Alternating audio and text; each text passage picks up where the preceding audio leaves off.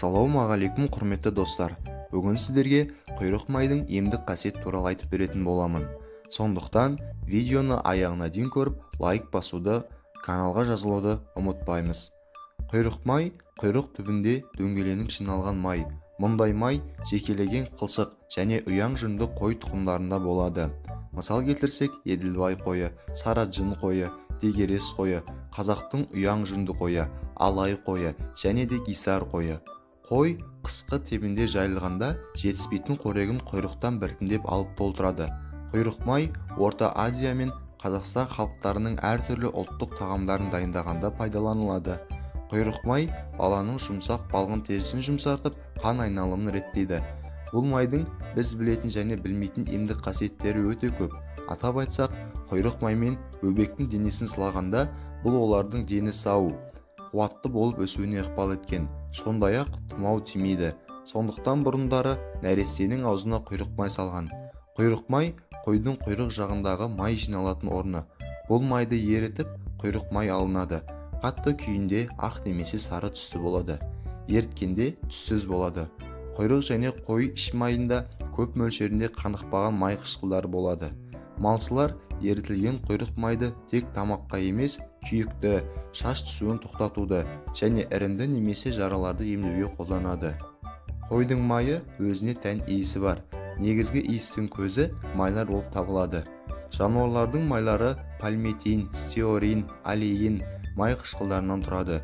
Стеарин қышқылы басқа жануарларға қарағанда қойда көбірек болады. Ол 30%-ға дейін кездеседі. Ал қанықпаған және тез еритін алеин қышқылы қойда азырақ болады.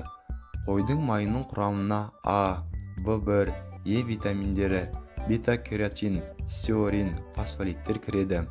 Белгілі бір мөлшерде ас қорытуды, қан аздықты емдеуге пайдаланылады. Қойдың майы нашар еритіндіктен және жақсы сақталатындықтан азықтық маңызы бар. Азия елдерінде аспаздыққа тағамдық маңызы бар майларды алу үшін құйрықты қойларды арнайы өсіреді. Құйрық май тыныс алу жолдарының ауруларына, бронхит, трахей, бронхопневмония, суық тию ауруларына қолдануға таптырмайтын ем. Түнде кеудеге және арқа бөлігінің жоғарғы жағына, аяқтың астына жұқалап жағады. Жақсы күтілген, далада жайылған қойлардың құйрығында 30 кг май болады. Таулы аймақтарда құйрықты кептірілген күйде қолданады. Құйрық майды жасқа толмаған сәбилерге ішкізеді. Суық тиген жағдайда қыздырып, денесін майлайды. Себебі құйрық май жас сәбидің ағзасына қорғаныштық қабілетін күшейтіп, септігін тигізеді. Табиғи құндылығы жоғары болғанымен қарапайым халыққа қолжетімді болып табылады. Теріге түсіру. Қой терісімен жел, құз, құяң ауруына шалдыққандарды емдеген. Ол үшін семіз қойды бүтеу сояды да, оған ерменді бүрімен қоса қайнатып, суын терінің ішіне құяды. Науқас адамды шешіндіріп, 2 сағаттай сол теріге орап қояды.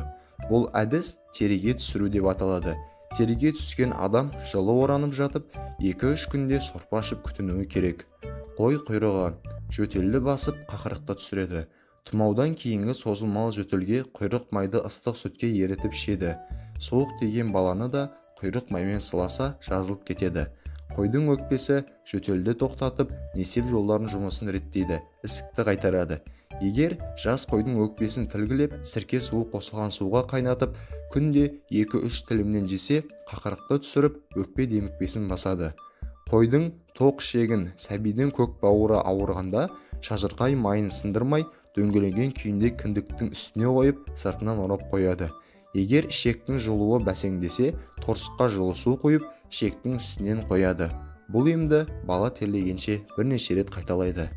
Қойдың қарны, асқазан, ішек жолдарының дертіне, әйелдер ауруына құянға қолданады.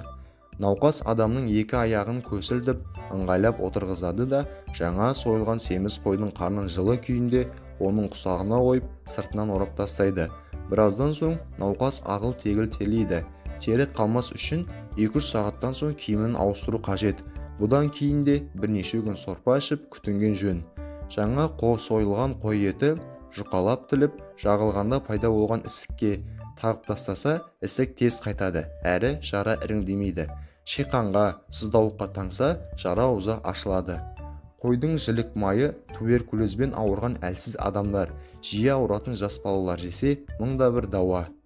Құйрық майды науқасқа пайдалану қазақтың кең таралған меншікті дәстүрлі емі. Кішкене нәрестені қырқына шығарғанша суға түсірген кезде денесін құйрық маймен сылайды.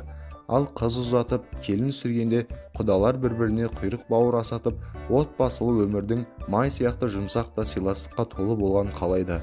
Адам дүниеден өткенде жағатын қырық шырағын да құйрық майға шылайды. Осының өзін қазақ өміріндегі құйрық майдың рөлін көруімізге болатыны сөзсіз.